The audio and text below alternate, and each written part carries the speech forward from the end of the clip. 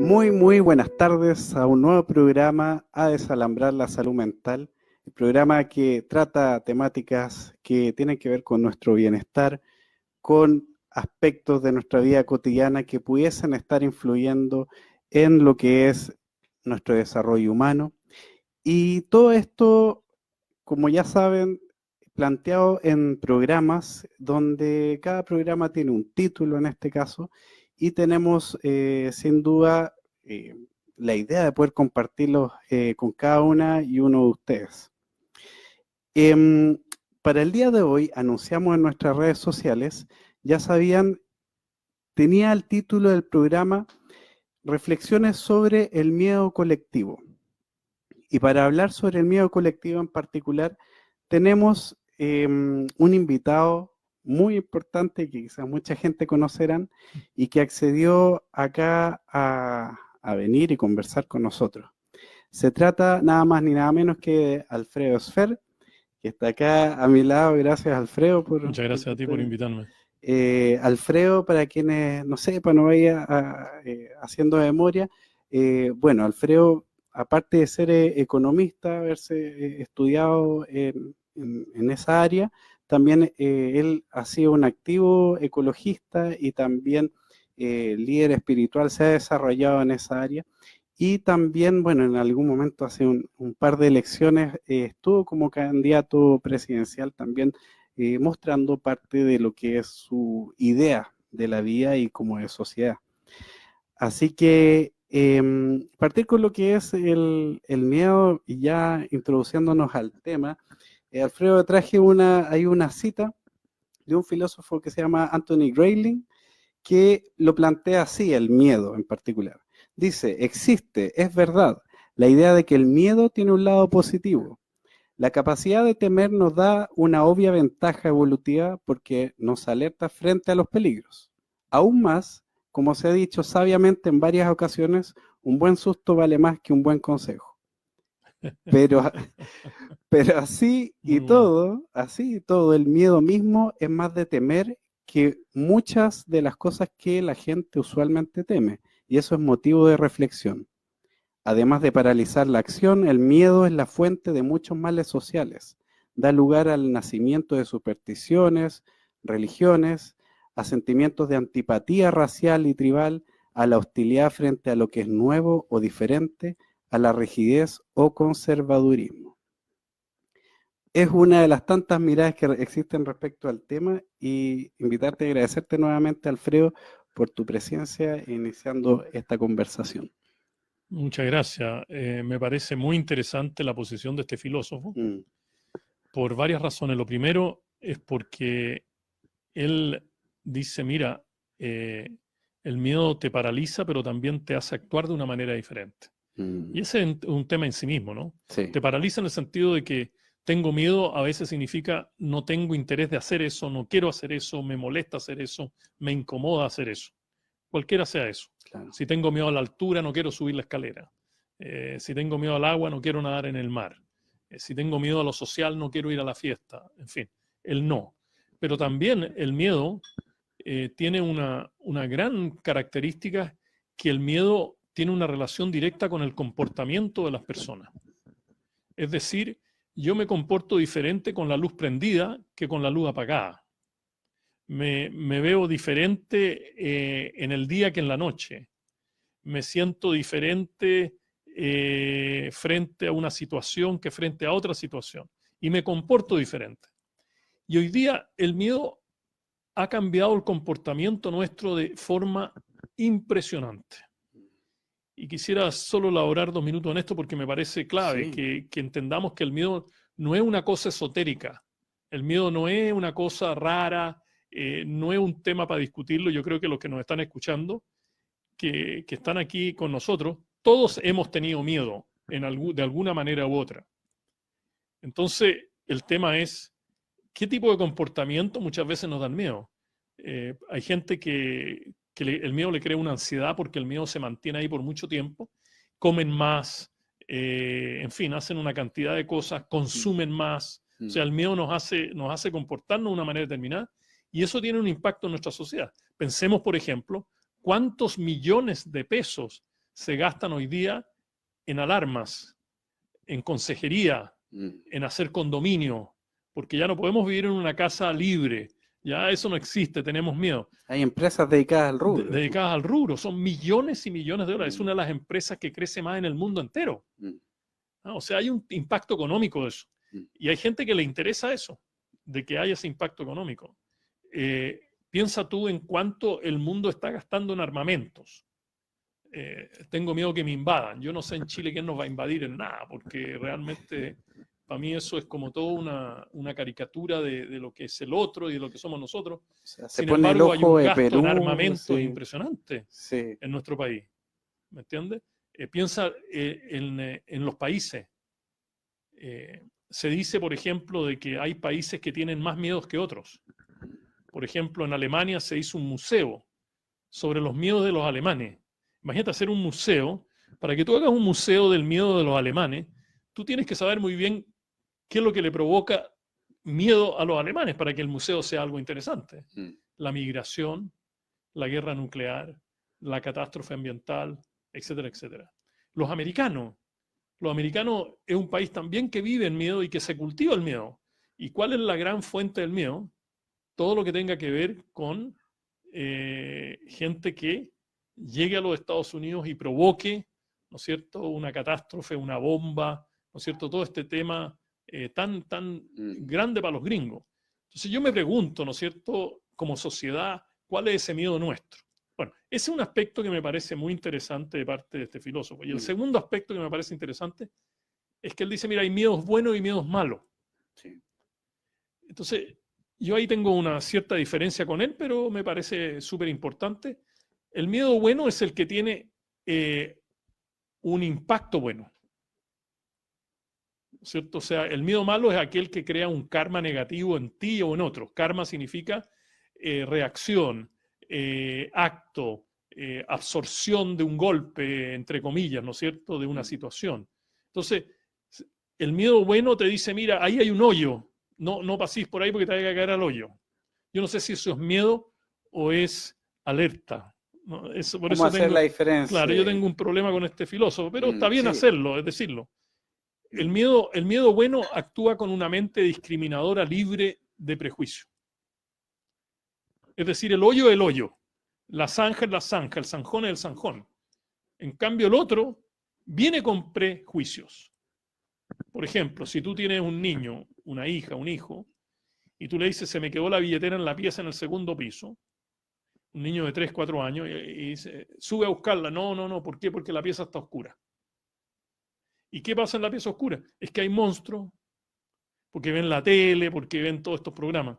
Entonces tú le tomas la mano, subes al segundo piso, prendes la luz y él ve la billetera en la cama, corre, la toma y te dice, mira, aquí está papá la billetera. O sea, la luz fue la esencia de ese cambio de prejuicio frente a eso. O sea, dos elementos. Uno, el prejuicio sin juicio. Claro. Y lo otro es el impacto de la acción. En la primera es beneficio y la otra es incierta. Si es beneficio o es costo. Generalmente un costo. Ahí tú dices, hablas de como lo incierto. ¿Hay algo relacionado al miedo con la incertidumbre, el no saber? El crear una mente que crea una realidad de la incertidumbre. Porque la incertidumbre en sí mismo no es mala. O ponerlo de otra manera, vivimos en un mundo incierto en todo. O sea, yo puedo venir para acá, choqué, no llegué. O sea, yo no claro. puedo predecir nada. No tengo una manija, no tengo una manivela del futuro. Entonces, naturalmente que eso crea un cierto vacío de conocimiento. El Buda dice de que el miedo, la fuente del miedo es la gran ignorancia del ser humano.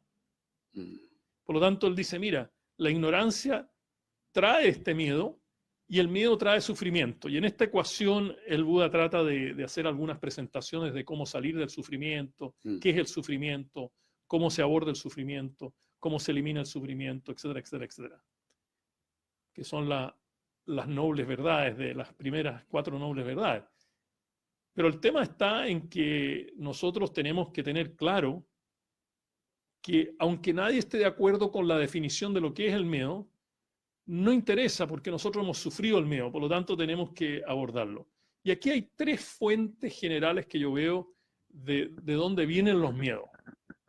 Hay gente que dice, mira, los miedos son genéticos. Es como que venimos con miedo, como que es parte de nosotros.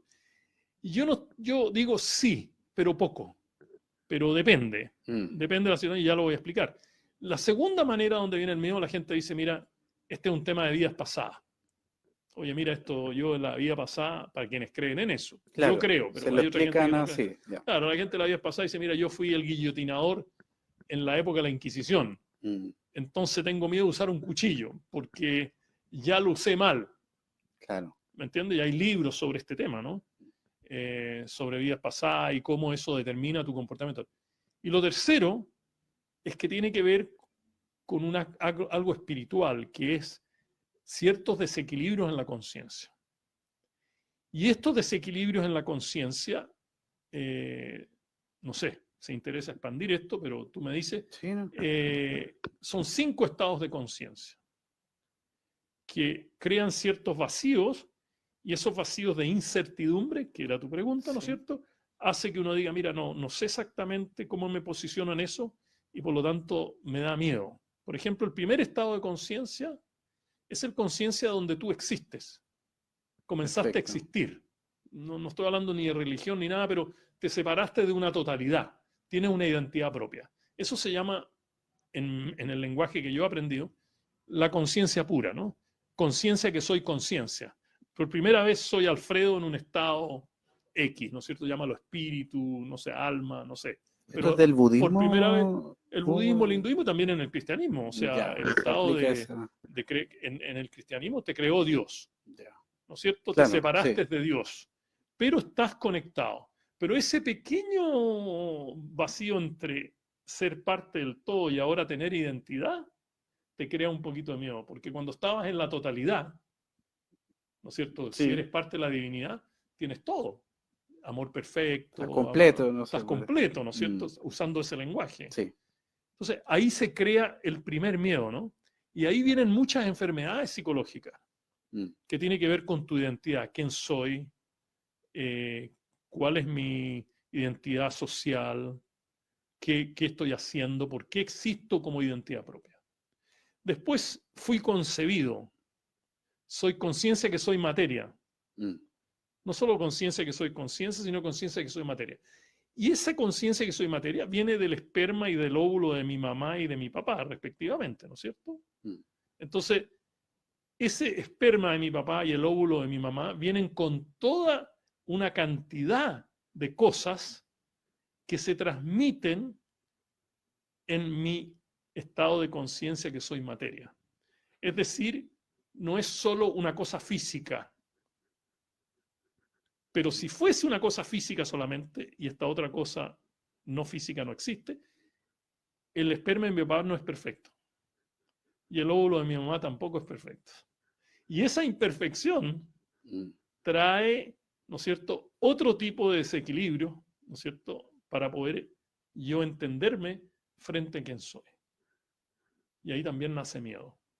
El miedo de tener yo que gestionar eso de mis padres, que en el fondo lo tengo metido acá. Y ahí esa imperfección. Claro, y esa es tu carrera como psicólogo, ¿no es cierto? Tú tratas de ver hasta dónde puedo llegar a ese punto.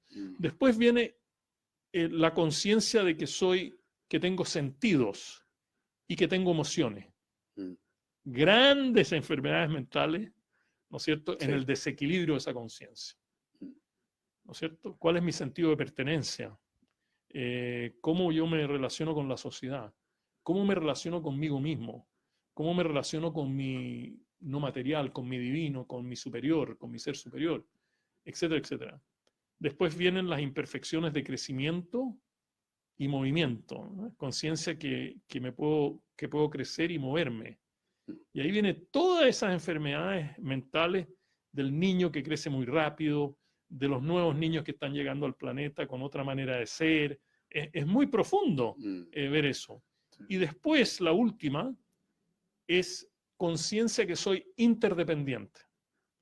Y tu primera interdependencia, no somos una isla, no somos independientes, es tu mamá, ¿no es cierto? La relación con tu mamá. Por eso el médico te saca y te pone en el pecho de la mamá, digamos, como confirmando ese estado de interdependencia. Y eso te cambia porque no estás en el útero, no estás en este estado interno, sino que sales, tienes que respirar, tienes que hacer muchas cosas para mantener ese estado de interdependencia.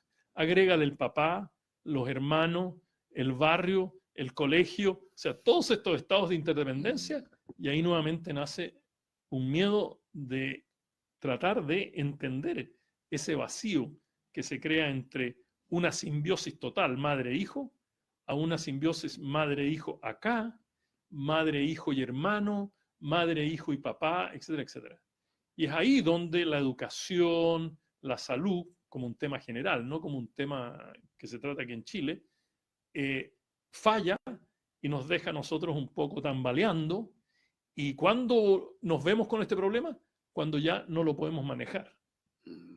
¿Me entiendes? O sea, yo conozco muchos jóvenes que me dicen, don Alfredo, yo no sé qué hacer. No le encuentro ningún sentido a la vida. Piensa tú cuánta gente se está tirando en el metro.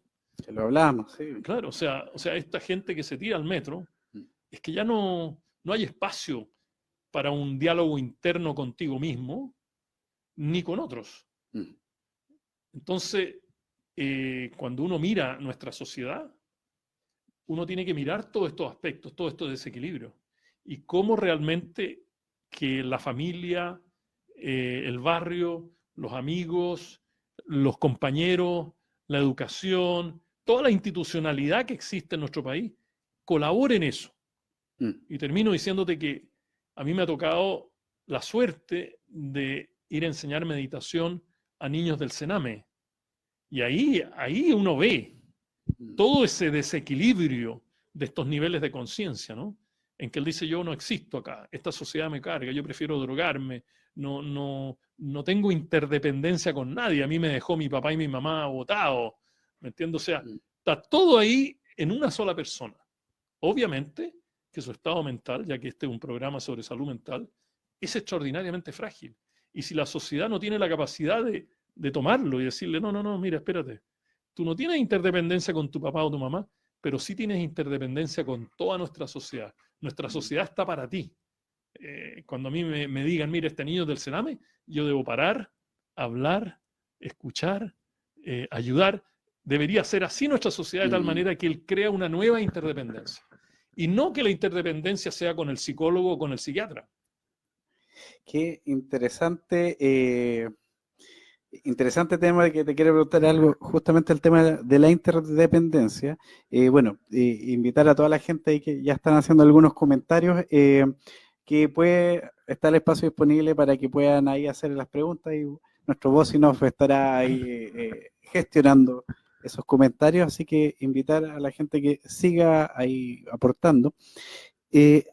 Alfredo, estás planteando el tema de la interdependencia, cómo asociada también al miedo como una forma de reacción. ¿Cómo está vinculada la interdependencia al miedo o al desarrollo humano? Yo pensaba, cuando hablamos de interdependencia, de, por ejemplo, estos niños del Sename que están con falta de interdependencia. Con falta de interdependencia. Falta de interdependencia, porque la interdependencia es positivo en relación al miedo. Perfecto.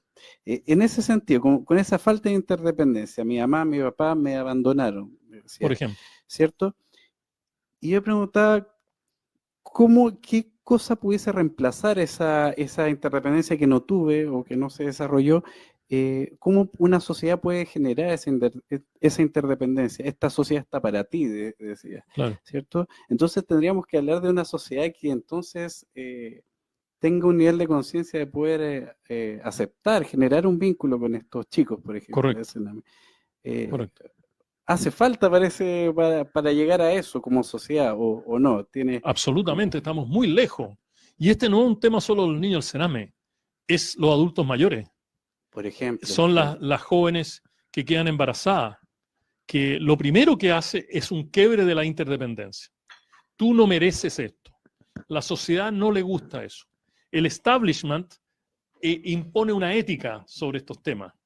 ¿Me entiendes? Entonces, todo el tema de la discusión de la AFP y de la seguridad social es eso, que hay gente que dice, oye, no, pero es que esta ecuación matemática, esta cosa material no me resuelve un tema mucho mayor, que es el bienestar del adulto mayor en general. Es como el sistema de salud. El sistema de salud en Chile administra enfermedades y fármacos, no administra salud. Porque si el sistema administrara salud, el comienzo de la conversación sería muy diferente. ¿Me entiendes? O sea, salud, ok. Si los dos queremos discutir aquí un poquito de salud, tú me dirías, sí, tenemos que empezar por la alimentación. Ah, ya, yo te digo, sí. Entonces veamos la agricultura. ¿No es cierto? Los herbicidas, los pesticidas, los colorantes, las semillas transgénicas. Y tú me dices, sí, es que sí, así tenemos que ver el tema de la adicción. ¿Me entiendes? Si estas galletas tienen adictivos, no solo aditivos, sino adictivos. Estaríamos hablando de otra cosa. Oye, ¿y tu medio ambiente? Tú vives al lado de un botadero de basura, tú tienes el aire limpio, tu casa es de suficiente tamaño como para que haya privacidad de la pareja y que los niños tengan otro dormitorio, o tú te pasáis viendo la tele todo el día y eso es todo lo que así, estamos todos comiendo frente a la tele y mañana me levanto a las 5 para ir a trabajar y ando 2 horas en bus. O sea, si tú estás preocupado de la salud, estás preocupado de la casa, la vivienda, de la salud, de la educación, del transporte. Eso es interdependencia real. Entonces yo te diría que sí, debemos hacer un esfuerzo de reconectarnos.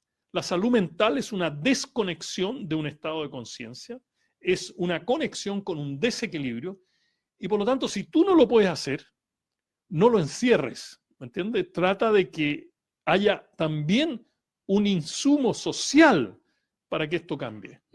O sea, yo me reúno en áreas rurales con niños, ellos están felices, ellos como que están felices solo de que alguien los tomó en cuenta, que dice, oye, sentémonos a conversar. Un adulto mayor, yo en la calle paro y digo, oye, y no, sí, oye, muchas gracias por conversar. O sea, ya estamos en una sociedad en que estamos tan separados con la hipótesis de que ser independiente es lo mejor. Entonces, la gente está con un proyecto de independencia. Yo quiero mi auto, mi casa en la playa. Chao, Alfredo. Tú ve tu casa, tu auto. Eso no es sociedad. ¿Me entiendes? O sea, la sumatoria de estos estados independientes, de estas personas independientes, no te hace interdependiente. ¿Se entendió, no? Sí. O sea, el estado de interdependencia está en otro eje. No es que tú te muevas de un eje de independencia a interdependencia. Es otra la naturaleza de la interdependencia. Y eso requiere una conciencia diferente, requiere una sensibilidad diferente, requiere un compromiso diferente. O sea, si hay una sociedad que dice, mira, hagámonos cargo los niños del Sename, no de la comida nomás, de la educación. No.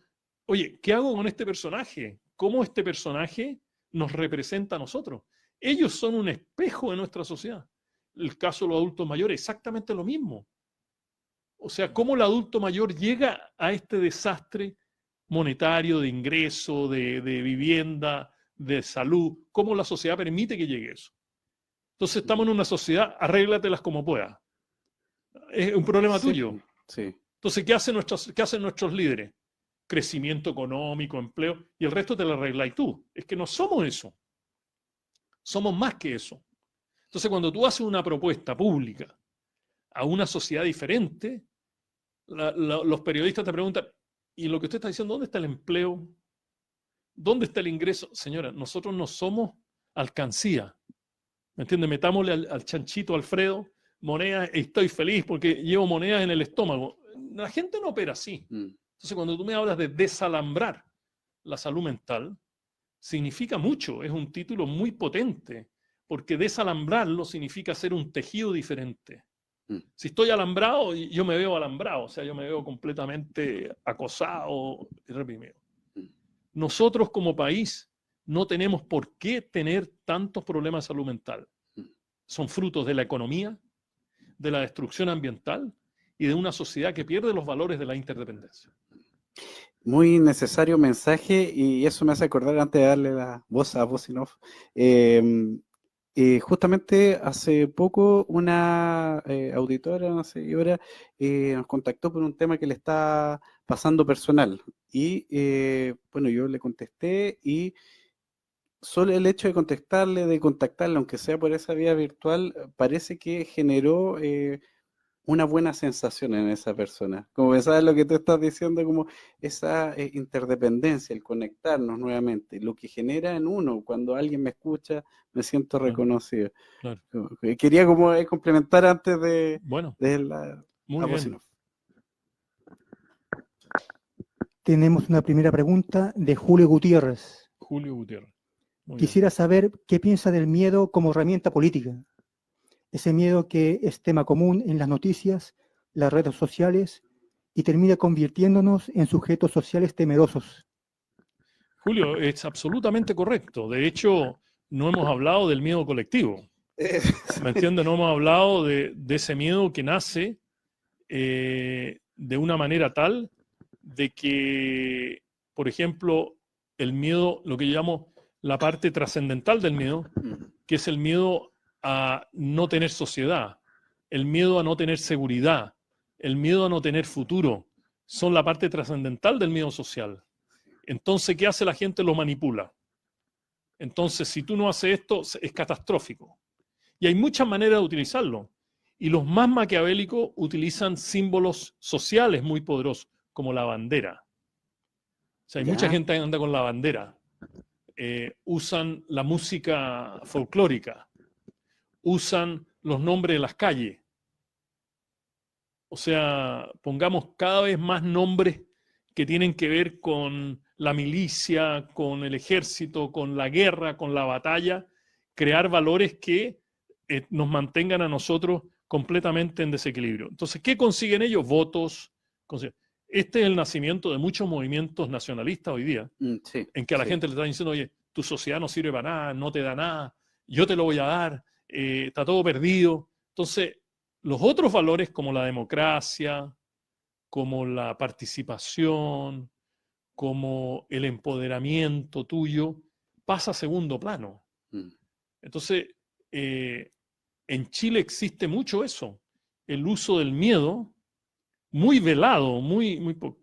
Pero también está el uso de un miedo fantasioso, es decir, la Coca-Cola. O sea, si tú no tomas Coca-Cola no eres nadie. Si tú no tienes zapatillas Nike, no es nadie. Entonces tú vas creando necesidades y la gente dice, no, pero es que yo no tengo Nike. No tengo los ingresos para tener Nike. Entonces yo robo. O sea, voy por el dinero fácil para tener los Nike. Entonces, Julio, yo estoy contigo. Yo he dado conferencias sobre este miedo colectivo y cómo el miedo colectivo es manipulado. De hecho, los grandes filósofos del siglo XIV, que fueron los primeros que Thomas Hobbes, fue el primero que habló del miedo colectivo, él habla exactamente en tus términos. Él dice, el miedo colectivo nace de la economía y la política. Es increíble. Entonces tú lo que le creas a la gente, hoyos, miedo, oscuridad. Si esta ley no se aprueba, no hay seguridad social en este país. Bueno, estamos todos como el loro en el alambre en la cosa. Oye, si realmente ustedes no aceptan esta clase segura, aula segura, aquí van a haber puros bandoleros. Y como tú dices muy claramente, los medios de comunicación como la televisión, la radio, los medios sociales, utilizan el miedo permanentemente. Es cuestión de ver la tele, las noticias. Es cuestión de ver los matinales. Los matinales están con los crímenes hace como 3 meses con el mismo crimen. Y le enseñan a uno dónde está la pistola, dónde está el cuchillo, dónde está la bodega que andan buscando este gallo con esta niña, la bodega. Ya. Bueno, hay que dar noticias, naturalmente. Pero si tú le preguntas a los periodistas honrados, a los periodistas correctos, ¿por qué eso? Rating. ¿No es cierto? El miedo hace rating, claro. ¿Sabes por qué? Porque el miedo colectivo, cuando es aplicado, crea el poder del rebaño, el cardumen. Tú tiendes a juntarte con otros para hacer esto. Y esas son las grandes marchas y una cantidad de cosas. Es un temazo, amigo. Hay un filósofo que dice que de hecho el Estado existe por el miedo. Por el miedo mutuo. ¿Me entiendes? En el sentido de que yo tengo miedo de tu acción frente a mi acción. Y por lo tanto necesitamos un arbitraje, de tal manera que lo que tú hagas no me afecta a mí. O sea, la libertad para estos filósofos nace del miedo, va acompañada con el miedo. Ellos dicen libertad no puede existir sin el miedo. Yo creo miedo para buscar la libertad. Y el que hace la hipoteca entre los dos es un gobierno. Mira, o sea, y qué interesante que planteas como los orígenes de personas que ya hablan muchos años atrás de El Buda, esta... 2600 años atrás, habló del miedo. Y él dijo, ¿por qué del miedo? Primero, porque tú maltratas tu cuerpo. Interesante, cuando yo lo leí por primera vez, él decía que si tú tienes una relación positiva de tus actos, lo que se llama un karma positivo, y tú estás tranquilo frente a cómo tú has tratado tu vida, dice, nunca vas a tener miedo. Es decir, para el Buda, uno de los mosaicos es que el miedo nace de un mal comportamiento tuyo, de una cuenta de ahorro de muchas acciones negativas. Esto en que el Buda hablaba con los discípulos de por qué a algunos discípulos les da miedo estar en el bosque meditando. Él dice que la mente funciona en relación a tus actos. El miedo tiene memoria y por lo tanto el miedo nace de una memoria que es bastante compleja, es decir, no solo es la memoria de ese miedo, sino que es la memoria de la causa de ese miedo y de todas las condiciones de ese miedo. Otro aspecto del miedo para el Buda es, por ejemplo, 2600 años atrás, es que tú no estás haciendo lo que viniste a hacer a la Tierra. Este famoso se llama Dharma, ¿no? Ese es un término medio rimbombante. Está bueno saberlo ahí. Pero el Dharma es tu obligación en la Tierra. Tú no caíste en paracaídas a la Tierra. Tú vienes a cumplir una cierta función. Y él decía que si tú no estás en el camino de tu Dharma, lo más probable es que tengas miedo porque hay un vacío de nuevo entre el Dharma y lo que tú haces ahora. Y así el Buda habló de muchas soluciones que hoy día los coaches, los psicólogos usan pensando que es un concepto moderno, que es el concepto de vivir en plenitud del tiempo presente, mindfulness. Claro. Eso el Buda, el 80% de los escritos del Buda son on mindfulness. Entonces, sí, tú tienes razón. Esto viene de hace mucho tiempo, pero en el siglo XIV, siglo XV, aparece la noción del miedo colectivo como una entidad propia. No como la suma de los miedos, sino que como algo que tiene su propia personalidad. Hay otro filósofo, bueno, Spinoza, lo que sería la actual Holanda, sí. Hablaba de las pasiones tristes, algo así. En un momento habla de pasiones tristes generadas en los seres humanos como una manera inevitablemente de poder controlar, algo mencionabas tú, poder controlar a la sociedad, el tener sociedades bajo las pasiones tristes en sus términos, permitía mayor dominio sobre la sociedad o control, algo así mencionaba. Sí. Sí, es interesante eso porque tendríamos que preguntarnos si nosotros lo estamos reproduciendo en todo o no. Por ejemplo, en la educación de los niños, como papá, tú tienes una hija. Es que si no hace la tarea, te va a caer el infierno. Si se te ocurre llegar tarde, te voy a castigar. Claro. Si tú haces esto es pecado. O sea, sofisticadamente hemos metido esto. Y hasta hemos identificado la parte negativa del miedo con colores. Tu comportamiento está bastante oscuro, ¿eh? Lo que genera eso. Claro, es negro, esta cuestión es negra. Entonces, si tú estás hablando con un negro, lo más obvio es que el negro te pregunte, bueno, ¿cuál es la parte positiva o negativa, el negro o el blanco? O sea, hasta en la cultura en que nos referimos a los otros con colores, o identificar al pobre de una manera, ponerle un tampón, una etiqueta encima. Entonces, lo que tenemos que es ser muy, muy inteligentes para sacar estas cosas subliminales que nos están metiendo. El marketing hoy día, el marketeo de los productos, usa el miedo como una herramienta impresionante. Tú no me traes tu auto, se te va a caer la caja de cambio. Ah, chuta, entonces tengo que ir donde Roberto a cambiar la caja de cambio. Sí. Eso pasa muchísimo. ¿Cachai, no? Sí. O sea, si tú no haces esto, hay un dron que te va a liquidar. O sea, vivimos en eso. La sociedad tiene que pasar eso. Yo no digo que no exista eso. No debería existir. Existe. Pero tenemos que tomar un aspecto positivo cómo abordamos el miedo. Ozenov ahí parece que tiene una pregunta. De Pamela. Interesantes, son 3 preguntas, pero están relacionadas. ¿Ya? La primera, ¿es malo huir del miedo? La segunda, ¿el miedo siempre se debe enfrentar? Y la tercera, ¿se pueden enfrentar todos los miedos? Qué buena pregunta.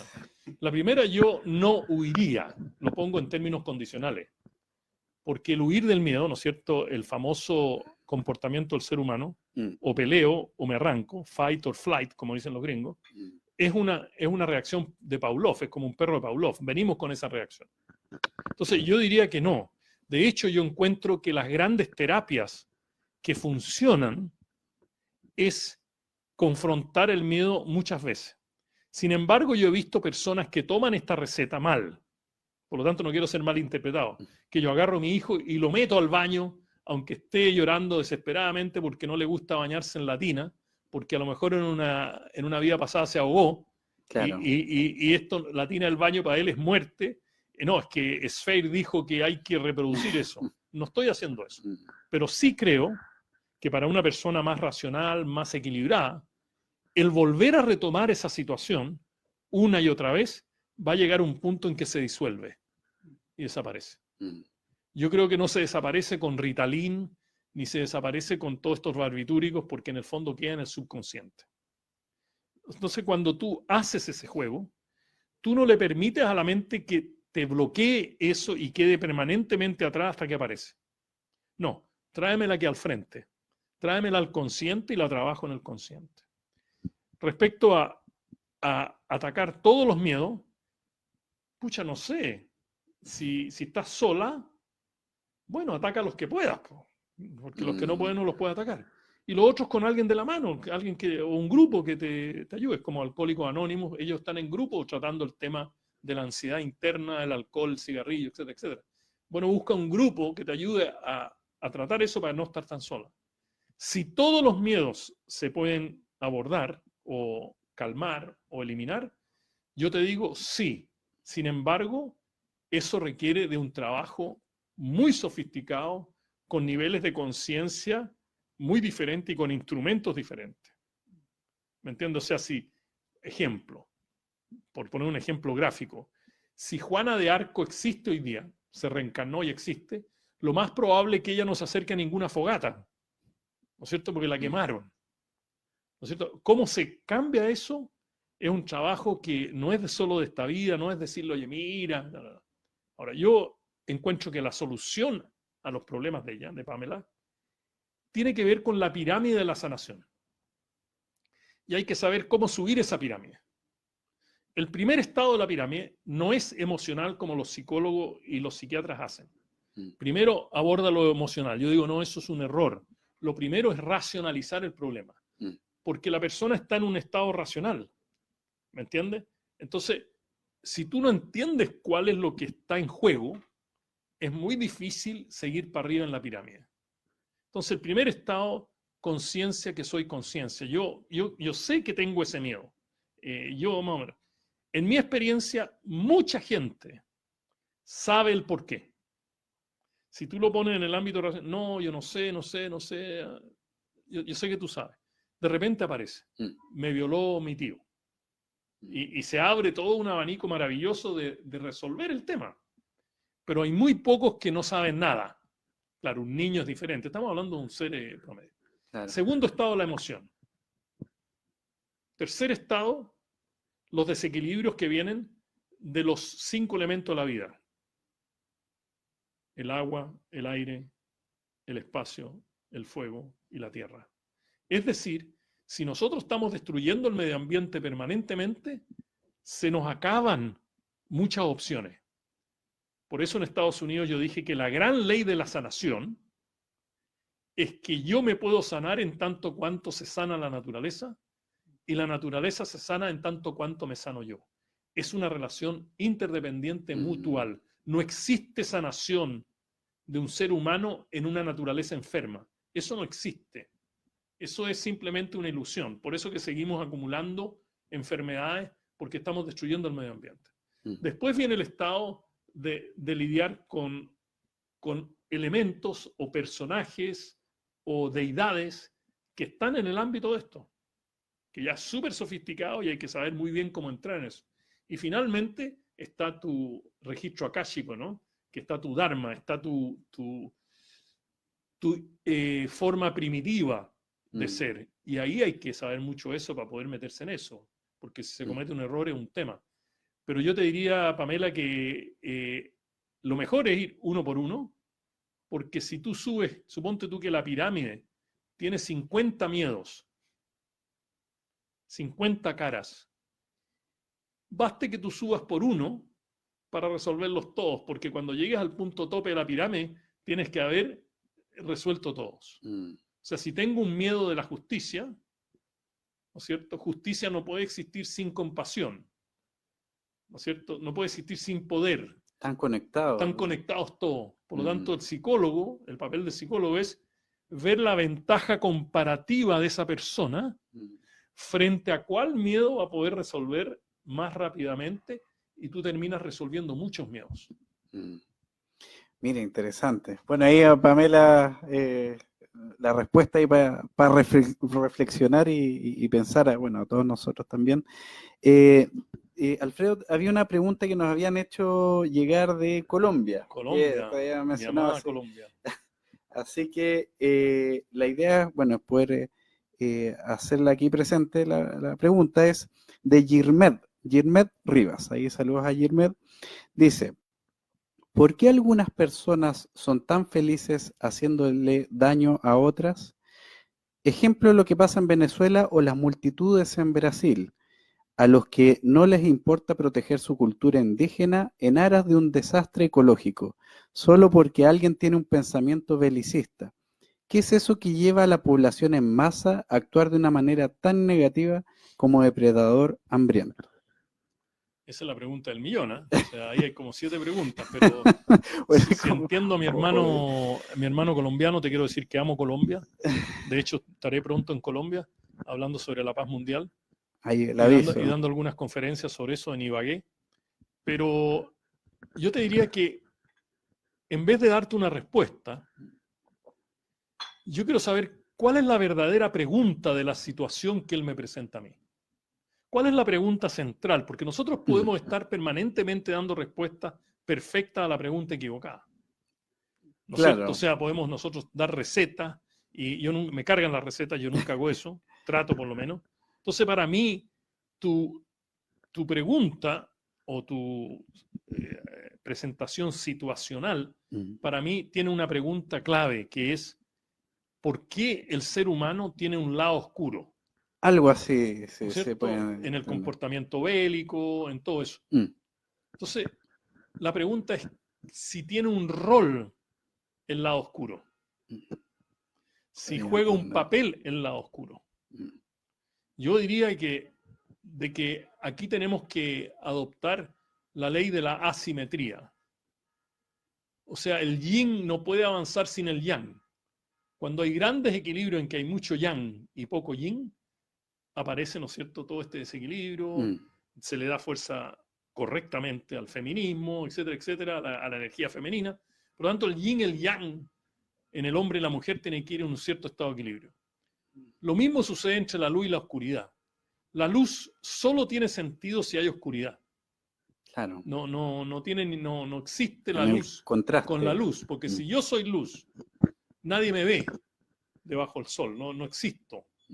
Por lo tanto, en alguna parte hay un punto de referencia. Y creo que en la vida de uno hay puntos de referencia todo el tiempo. Hay letreros pares, hay luz verdes para avanzar, está eso. Por lo tanto, yo no lo tomaría como una oscuridad inútil. Sí hay una oscuridad inútil, que es la creada para crear miedos, para crear inestabilidad, para crear, digamos, dolor, para crear sufrimiento. Donde ese es el objetivo. Donde ese es el objetivo principal de eso. Bueno, ahí hay una pregunta, Roginov, hay un sonido también por ahí. Julio te agradece la respuesta. Ya, y él dice que vive en Limache, como una amenazada en su esfera ecológica por distintos proyectos. Claro que sí. Hace la siguiente pregunta: ¿Qué piensa de cómo los problemas socioambientales generan problemas de salud mental? ¿Cómo es la relación entre ecología y salud mental? Julio, 100% relación, no 50%. Ejemplo, ecología, el uso de herbicidas, pesticidas. Eso tiene impactos tremendos. La contaminación por metales, flúor, plomo, la contaminación por químicos, la contaminación por radiación, todo hoy día tiene relación con la salud mental. En esta conferencia que yo acabo de estar en Estados Unidos, en Nueva York, hace un par de semanas atrás, se presentaron resultados de más de 2000 artículos científicos de cómo las variaciones ambientales crean hasta enfermedades, ¿no es cierto?, como el Alzheimer, como las enfermedades de los niños, ¿me entiende? Niños que tienen depresión muy temprana, etcétera, etcétera. Yo creo que las enfermedades mentales de hoy no son genéticas, son económicas. Es decir, la economía, la forma en que la economía se practica, ha creado eso. Por ejemplo, tú quieres ser un naturópata y tú quieres darme a mí manzanilla con menta, pero si la manzanilla y la menta están completamente contaminadas de herbicida, digamos, yo estoy comiendo herbicida. Y eso se va a los órganos, ¿no es cierto? Primero que nada se va al órgano, al hígado, se va al vaso, etcétera, etcétera. Estos órganos empiezan a funcionar en forma menos eficiente que si estuvieran limpios, ¿no es cierto? Entonces, esa toxicidad, ¿no es cierto?, material, empieza a producir una composición química, físico-química, que llega hasta el cerebro. Muchos de los metales pesados, muchos de los químicos, mucha de la radiación se quedan en el sillón de nuestro cerebro, donde está el motor de todo lo que somos, porque eso es como una antena parabólica y todo va llegando ahí. Por lo tanto, cuando tú me preguntas qué relación hay, 100%. Y estos estudios muestran que en países con menos contaminación hay enfermedades que no existen. Por ejemplo, síndrome de Down, ¿no es cierto? Y muchas de estas enfermedades, yo no soy médico, pero sí hago otro tipo de práctica que me permite estar junto a esta gente que está con esto. Uno de los metales más brutales que nos contamina la mente, y particularmente a los niños, y el Alzheimer, y el decaimiento, el cansancio permanente, es el aluminio, la contaminación por aluminio. Yo eliminé todas mis ollas de aluminio, pero no quiero darte recetas para que la gente diga, ah, no, vamos a eliminar las ollas de aluminio, porque me va a salir 50.000 personas diciendo que es una locura. Pero yo te digo, está consciente de que cambios ambientales van automáticamente ligados a cambios mentales, como cambios mentales van ligados automáticamente con cambios ambientales. Si yo soy una persona que está bloqueado, que está intoxicado mentalmente, lo más probable es que me dé lo mismo un perro, un árbol, un mar. Para mí eso da lo mismo. Soy indiferente a eso. O sea, para mí estar en un bar o estar bañándome en un mar es lo mismo.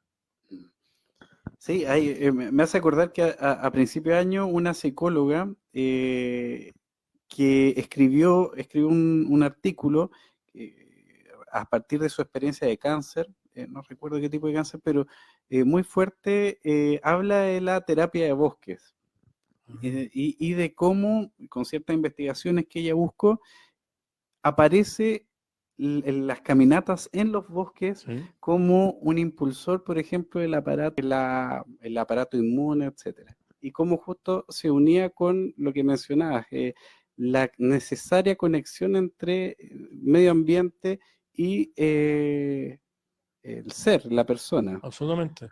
Yo estuve en Estados Unidos, en Puerto Rico, en un programa de desintoxicación y nos hacían caminar por la playa.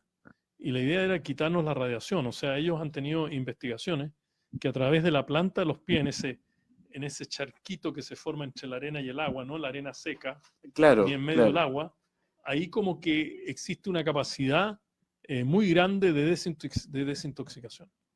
O sea, interesante. Yo soy de los que estoy convencido, por experiencia propia o por intuición, de que la naturaleza posee todos los mecanismos de sanación, como también nosotros como personas poseemos todos los mecanismos de sanación. El tema es encender esos motores y que esa mutualidad de la sanación, solo se sana el ser humano sanando la naturaleza, solo se sana la naturaleza sanando el ser humano, como la gran ley de la sanación es el futuro de la medicina.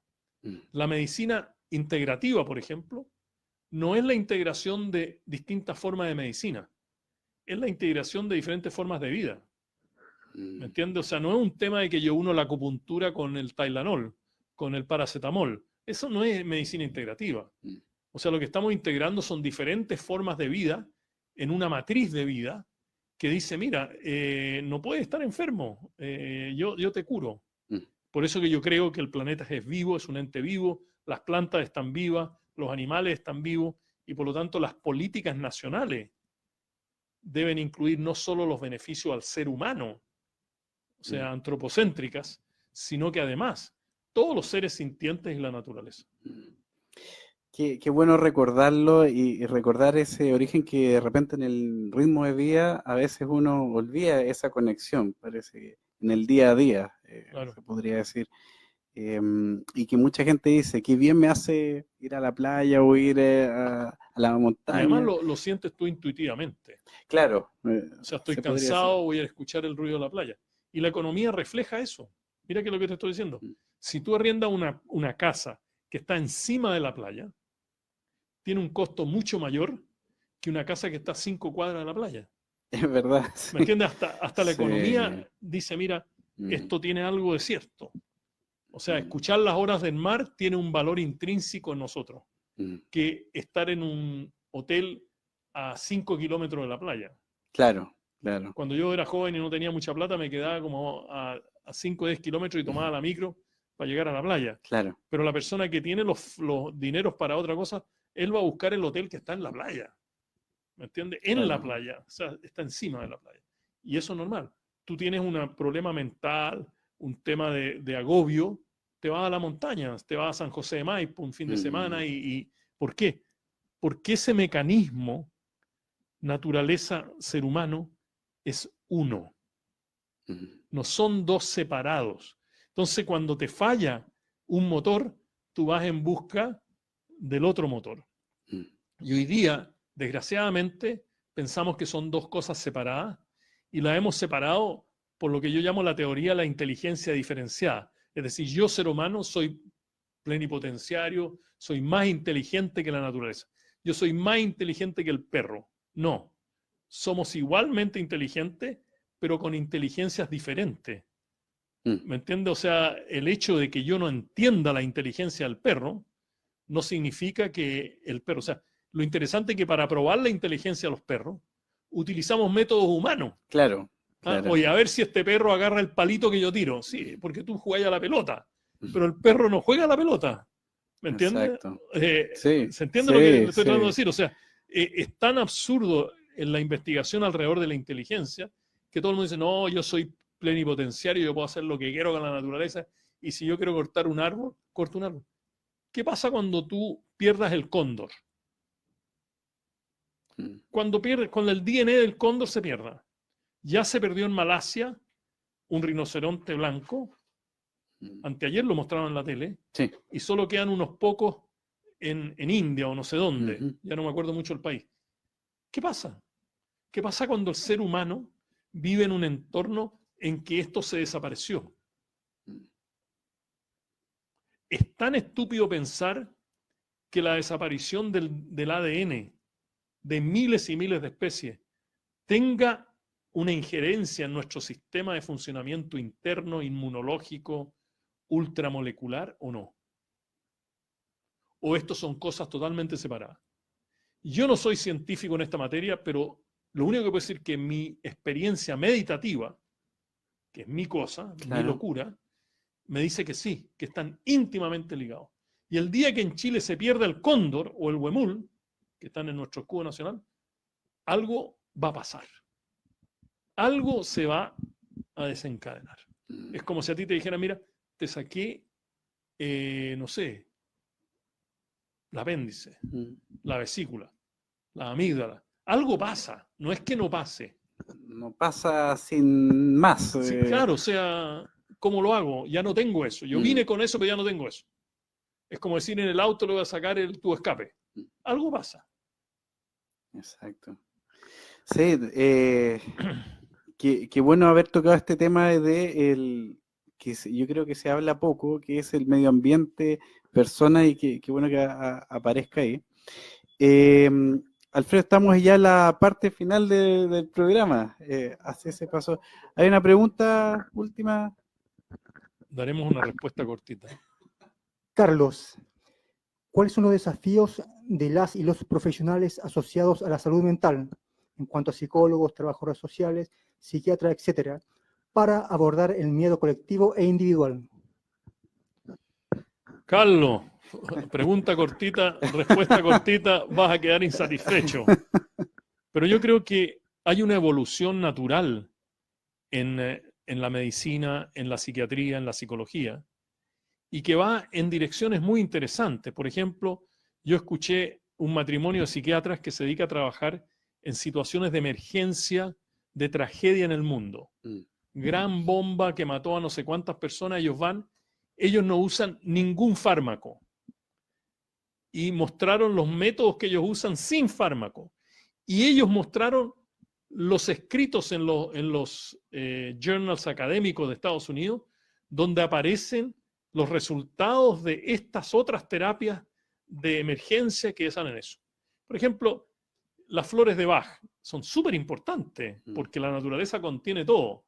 Alguien puede decir, no, esa cuestión es para los terapeutas que quieren ganarse 20 lucas. No, la naturaleza te dice, no, este extracto de esta planta, de esta flor, en este momento, en este radio, en esta luminosidad, en este grado de compenetración natural, ofrece esto. ¿Por qué no? Yo cuando yo llegué a mi campito chiquito que tengo en el sur, lo primero que me dijo un señor que era vecino mío, me dijo, don Alfredo, por favor no corte este árbol de tilo. Le digo, ¿por qué? No, porque en el invierno me da esto, en el verano me da otro, en el invierno me da esta cosa que lo uso para la fiebre, en el verano me da esto para calmar. O sea, hay toda una anatomía de la naturaleza. Entonces, los psiquiatras, los psicólogos, tienen que ir funcionando, no solo en la física cuántica, no solo en la neurobiología, no solo en todas estas cosas que son muy importantes, sino que también no olvidarse que la mayor parte de las enfermedades son ambientales. Y vean simplemente, para ver, para creer, como dicen, vean simplemente cuánto Estados Unidos, el Instituto Nacional de Salud, está gastando en medicina ambiental y en medicina natural, o la medicina integrativa o alternativa, como tú quieras llamarlo. Millones y millones de dólares, porque ellos están viendo eso. Imagínate un país como China, con 1.700 millones de habitantes. Una gran mayoría se atiende con medios naturales, o sea, y por siglos. Esto no es una cosa nueva. Tú me puedes decir, ¿a dónde está la evidencia? Bueno, veamos dónde está. Hoy existe mucha evidencia, más que cuando yo comencé hace 50 años a interesarme en esta materia.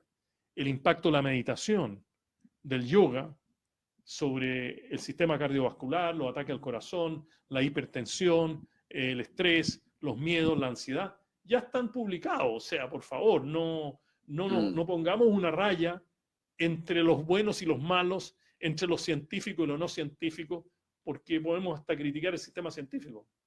Hoy día está el Instituto de Noetic, de Estudios Noéticos, que trabaja con el Hospital de San José en California, donde ellos rezan, ¿me entiendes? Y tienen un grupo de control y hay un montón de evidencia que muestra que la oración también tiene un impacto positivo en la recuperación de ciertas enfermedades.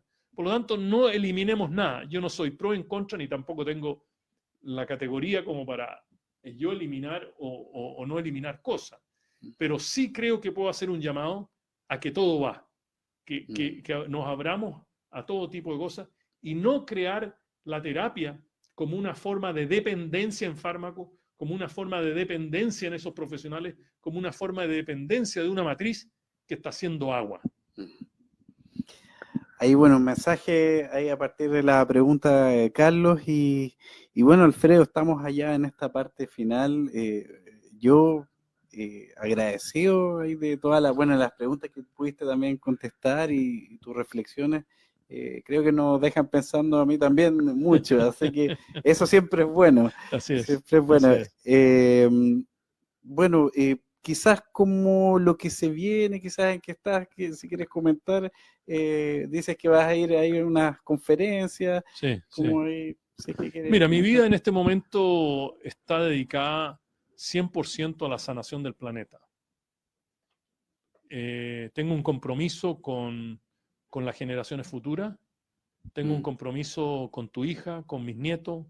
O sea, no podemos nosotros entregarles un planeta que nos sirva. Y esto tiene mucho que ver con la esencia del programa. O sea, si tú quieres desalambrar la salud mental sin tomar en cuenta la naturaleza, yo te digo, no desalambres, porque esto va a ser una cosa terrible. ¿Me entiendes? O sea, yo estoy viendo la sanación, no solo la sanación ecológica, sino la sanación económica, la sanación política, la sanación institucional, la sanación de todos los aspectos, porque merecemos un planeta que sea equilibrado, que sea lindo, que sea alegre, que sea contento, que tenga la capacidad de hacer todo. Hay que pensar que nosotros somos, la naturaleza para nosotros es más indispensable que nosotros para la naturaleza. Es cuestión de ver de que no existen los dinosaurios, o sea, chao, se fueron. ¿Me entiendes? Y me preocupa mucho esta discusión de irse a Marte con el mismo nivel de conciencia que estamos maltratando este planeta, porque vamos a maltratar Marte, vamos a maltratar miércoles, jueves, viernes, sábado y domingo. Entonces, Exacto. en mi palabra final, yo creo que este nuevo mundo que uno está aspirando requiere de una nueva conciencia humana, de una conciencia individual y colectiva que permita abrazar y nutrir una nueva forma de hacer este planeta. Y yo soy optimista, porque yo creo que el planeta tiene conciencia. El planeta no es una cosa, no es una cosa que le sacamos, que hacemos muebles de los árboles y no pasa nada. No, un árbol de 3000 años tiene algo que ofrecernos como vida, o si no, no estaría ahí. Y por lo tanto yo soy de aquellos que piensan de que necesitamos un gran cambio en nuestra forma de vida, un gran cambio en los conceptos que hemos penetrado a la gente como desarrollo, bienestar, transformación, etcétera, etcétera. La vieja conciencia que ha dominado este planeta hasta ahora no posee los mecanismos de cambio para el futuro del planeta. Y por lo tanto aquí no se trata de que los jóvenes tienen la palabra y los viejos no tenemos la palabra. Aquí se trata de que todos juntos, la sabiduría, la experiencia de nosotros de la tercera edad, con la visión, el brío, la energía renovada de los jóvenes, podemos crear un nuevo planeta. Y tenemos oportunidades increíbles. Y a mí lo que me preocupa es ese silencio del establishment frente a este tema de la sanación del planeta. Yo le he dicho a toda la gente que la APEC, la Asociación de los Países del Pacífico, que va a ser en noviembre, deberíamos hacer un llamado para limpiar el Océano Pacífico. No solo el comercio en el Océano Pacífico, el turismo de estos países, el transporte, sino una forma de hacer turismo, una forma de hacer transporte, una forma de hacer comercio, y limpiemos todo el planeta. Hoy día, en el Océano Pacífico existe una isla de plástico tan grande como todos los Estados Unidos. Eso me parece horrible. Horrible como el microplástico está matando las ballenas, los delfines y todas estas cosas. ¿Tiene importancia para ti? Esa es la pregunta. Para mí sí, pero está bien. Pero para ti ¿tiene importancia?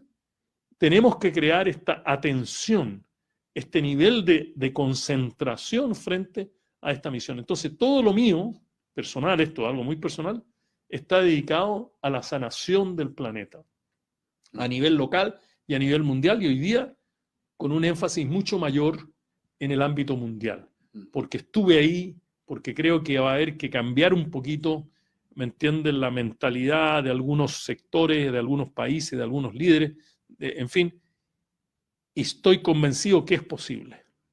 Imagínate, hay una niñita, Greta, de Suecia, que se para, ¿no es cierto?, frente al Congreso todos los viernes, ya ha movilizado millones de jóvenes frente al cambio climático. ¿Por qué no podemos movilizar al mundo para la sanación del planeta? O sea, ¿cuál es el límite? ¿Hasta dónde podemos atravesar? Y esto para mí tiene gran importancia para cursos de educación, entrenamiento, el tema de la ética, qué es lo que es ético o no ético. ¿Es ético tirarle más y más barbitúrico a un paciente y saber que no estás resolviendo el problema? ¿Qué es lo ético? Así que esa es la respuesta. Estoy muy contento, muy feliz, estoy trabajando muy duro, estoy escribiendo ya algunos documentos importantes. Por ejemplo, estoy terminando un documento sobre el liderazgo para el desarrollo sostenible. ¿Cómo es eso? ¿Cómo funciona eso? ¿Qué es un líder? ¿El líder puede ser creado o el líder nace como líder? Porque sin liderazgo va a ser muy difícil que logremos sanar el planeta. Pero es posible y en eso estoy.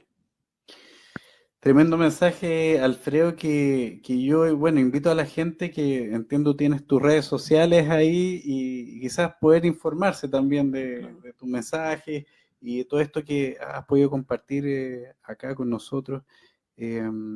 Agradecerte, No, de pero verdad. encantado. Gracias a ti por invitarme. Y como digo yo, hay que seguir bordando juntos, que bordemos algo bonito, de tal manera que mañana nos miremos los ojos y digamos, logramos este planeta, que no se nos fuera de las manos, que no cayéramos en una tontera, porque la política, la economía es una ceguera hoy día frente a esta gran temática del futuro de la humanidad. Y como hablando de salud mental, nos damos cuenta que está todo integrado sin duda, así como te escribí. Absolutamente. Bueno, esto ha sido nuestro programa ahí, donde dejaremos posteriormente a disposición también en nuestro canal de YouTube toda esta conversación con Alfredo Esfer, que puedan ahí compartir, divulgar todas estas conversaciones. Para eso está nuestro canal y esa es nuestra intención. Así que agradecer a toda la gente que estuvo participando, dando sus comentarios, compartiendo sus opiniones y nos veremos. Muchas gracias, como siempre, Voz in Off, ahí apoyando en todas las situaciones. Excelente. Y nos veremos en otro capítulo prontamente en Nada de Salambrar la Salud Mental. Nos vemos más temprano que tarde. Adiós.